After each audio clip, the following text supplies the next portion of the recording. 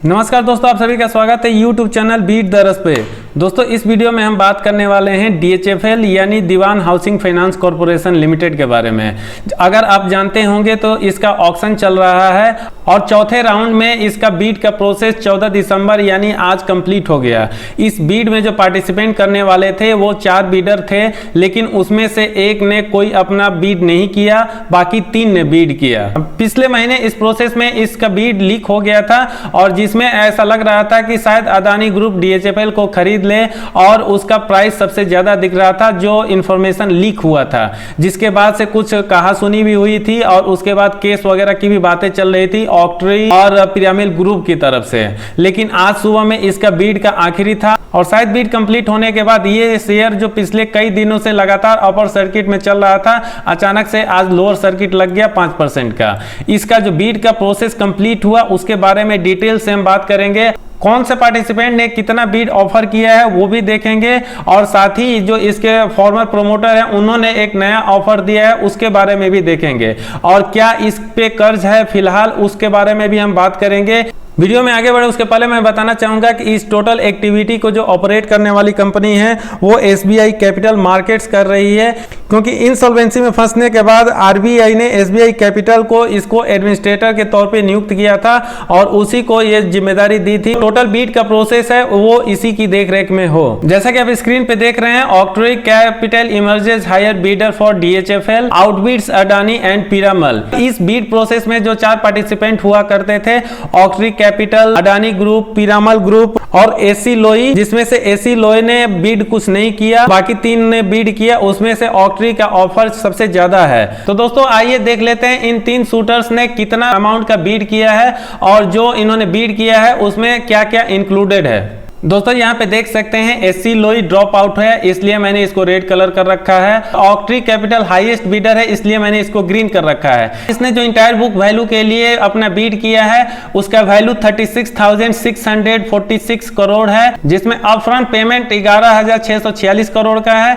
Interest on cash on book 3,000 crore का है, insurance बीच sales यानी नोशनल गेन 1,000 करोड़ का है। पिरामल ग्रुप इस प्रोसेस में नंबर 2 पोजीशन पे आया है और इसने इंटायर बुक वैल्यू के लिए 35,500 करोड़ का बीड किया है। इसमें अपफ्रंट पेमेंट 10,000 करोड़ का है, interest on cash on book 3,000 का है, इंश्योरेंस बीच सेल्स 200 करोड़ का है। अडानी ग्रुप इस प्रोसेस में नंबर 3 पे रहा और जैसा कि उम्मीद किया जा रहा था कि अडानी ग्रुप नंबर 1 पे आएगा और हाईएस्ट बीड अडानी ग्रुप का ही होगा, लेकिन जैसा कि आप स्क्रीन पे देख रहे हैं ये नंबर 3 पोजीशन पे आ रहा है और इसने इंटायर बुक वैल्यू के लिए 33,100 करोड़ का बीड लगाया है, जिसमें ऑफ फ्रंट पेमेंट 11,000 करोड़ का है, interest on cash on book 3,000 crore का है, वहीं पे इंश्योरेंस बीच सेल्स 250 करोड़ का है। पार्ट वाइज अगर हम समझने की कोशिश करें तो आइए जान लेते हैं कि जो इसके कंप्राइजिंग एस्पेक्ट है वो आखिर क्या है और इसका डेफिनेशन क्या है। तो सबसे पहले हम बात कर लेते हैं अपफ्रंट पेमेंट का। ऐसा कहा जा सकता है कि ये एक तरह का पैसे का फिक्स अमाउंट होता है जो एडवांस में दिया जाता है किसी भी पर्टिकुलर काम करने के पहले या कोई सर्विस लेने से पहले। सपोज आप कोई गाड़ी या घर भाड़ा पे ले रहे हैं और उसका रेंट तय कर लेते हैं, फिर जो गाड़ी या घर वाला आपसे कुछ पैसे एडवांस में देने को कहता है, इसी एडवांस पेमेंट को अपफ्रंट पेमेंट कहते हैं। बात करें interest on cash on book, और इसको अगर आम भाषा में हम समझने की कोशिश करें तो हर किसी के पास सेविंग अकाउंट होता है और उसका एक मिनिमम बैलेंस फिक्स होता है हर बैंक द्वारा। सेविंग अकाउंट में जो भी हमारा पैसा पड़ा रहता है उसके अगेंस्ट में हमको क्वार्टरली या मंथली इंटरेस्ट मिलता है जो बैंक द्वारा पे किया जाता है। ऐसे ही बहुत सारे अकाउंट होल्डर होंगे DHFL के जिन्होंने अपना पैसा इस कंपनी में जमा कर रखा था, उसके अगेंस्ट में कुछ ना कुछ इंटरेस्ट बन रहा है, बुक में वो दिखाई दे रहा है, उसको हम interest on cash on book कहते हैं। इस लिस्ट में अब हम बात करते हैं कि इंश्योरेंस बीच सेल्स या नोशनल गेन क्या होता है।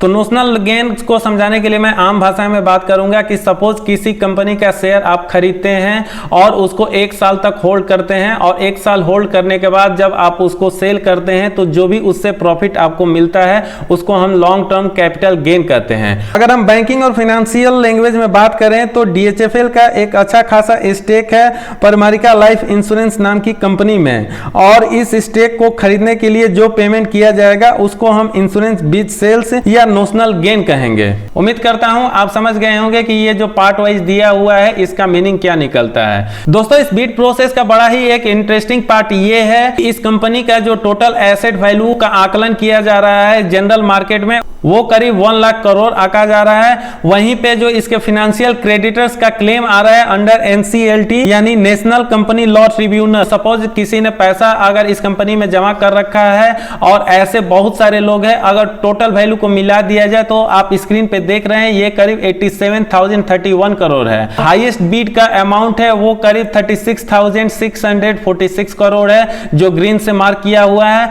और इसका बैलेंस अमाउंट बच रहा है 50,385। इस बीट को यहीं पे अगर क्लोज कर दिया जाता है और इसको फाइनल मान लिया जाता है तो ये भी आने वाले टाइम में देखने वाली बात होगी कि आखिर ये जो अमाउंट आ रहा है वो कौन पे करेगा। DHFL के रिलेटेड वैसे मैं पहले एक वीडियो बना चुका हूं, वो मैंने अपने डिस्क्रिप्शन बॉक्स आई बटन पे लगा रखा है, अगर आप उसको देखना चाहें तो देख सकते हैं। बड़ा ही इंटरेस्टिंग वीडियो वो भी है। वीडियो के आखिरी पड़ाव में हम देख लेते हैं कि इसके जो फॉर्मर प्रोमोटर है यानी जो पहले प्रोमोटर हुआ करते थे उन्होंने भी आज अपना एक स्टेटमेंट जारी किया है और उन्होंने एक एप्लीकेशन दिया है। आखिर वो एप्लीकेशन है क्या उसके बारे में थोड़ा सा जान लेते हैं। जैसा कि आप स्क्रीन पे देख रहे हैं, meanwhile in yet another letter to the administrator former promoter Kapil Wadhawan has offered to settle dues of the company. यानी जो इसके प्रोमोटर रहे हैं पहले और जिन्होंने इस कंपनी को स्टार्ट किया था उन्होंने एक बार फिर से लेटर दिया है इसके एडमिनिस्ट्रेटर को जो फिलहाल SBI कैपिटल है, और उनको इन्होंने बोला है मुझे एक्सेस दिया जाए इस कंपनी का और जितने भी कॉरेस्पॉन्डेंस हो रहे हैं उसका, और इस कंपनी के जितने भी ड्यूज हैं मैं उनको सेटल करूंगा आने वाले 8 से 10 सालों में। वो यहाँ पे बता रहे हैं I do believe that my proposal is workable and in fact were to be given access to the information and data of the company. यानी कंपनी के जितने भी डेटा है उनका सबका ये एक्सेस मांग रहे हैं और ये बताना चाह रहे हैं कि अगर मुझे मौका मिला तो जिन्होंने भी अपना पैसा रुपया इस कंपनी में जमा कर रखा है 100% रीपेमेंट कर देंगे प्रिंसिपल अमाउंट जो भी क्रेडिटर्स ने इस कंपनी में अपना पैसा जमा कर रखा है आने वाले 7 से 8 सालों में। जो करंट एडमिनिस्ट्रेटर है क्या इस प्रपोजल को एक्सेप्ट करता है या रिफ्यूज करता है, क्या इस बीड को यहीं पे क्लोज करता है या फिर से उनसे एक बार नया फ्रेश बीड मांगा जा सकता है। सारी बातें आने वाले टाइम में हम देखेंगे और जो भी इसके रिलेटेड कोई न्यूज आएगा निश्चित ही मैं आप लोगों के साथ उसको शेयर करूंगा। इस वीडियो में इतना ही। ये वीडियो आपको कैसा लगा कमेंट करके जरूर बताएं। साथ ही मैं आप लोगों से रिक्वेस्ट करूंगा अगर ये वीडियो आपको पसंद आया तो लाइक और शेयर करना ना भूलें। धन्यवाद। जय हिंद।